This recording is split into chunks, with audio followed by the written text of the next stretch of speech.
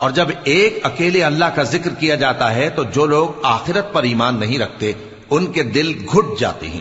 اور جب اللہ کے سوا اوروں کا ذکر کیا جاتا ہے تو فوراً خوش ہو جاتے ہیں۔ کہو کہ اے اللہ، اے آسمانوں اور زمین کے پیدا کرنے والے، پوشیدہ اور ظاہر کے جاننے والے، تو ہی اپنے بندوں میں ان باتوں کا جن میں وہ اختلاف کرتے رہے ہیں فیصلہ کرے گا۔ اور اگر ظالموں کے پاس وہ سب مال و متاع ہو جو زمین میں ہے اور اس کے ساتھ اسی قدر اور ہو تو قیامت کے روز برے عذاب سے رہائی پانے کے بدلے میں دے ڈالیں،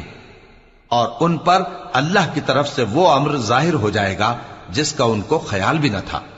اور ان کے اعمال کی برائیاں ان پر ظاہر ہو جائیں گی، اور جس عذاب کی وہ ہنسی اڑاتے تھے وہ ان کو آ گھیرے گا۔ سو جب انسان کو تکلیف پہنچتی ہے تو ہمیں پکارنے لگتا ہے، پھر جب ہم اس کو اپنی طرف سے نعمت بخشتے ہیں تو کہتا ہے کہ یہ تو مجھے میرے علم و دانش کے سبب ملی ہے۔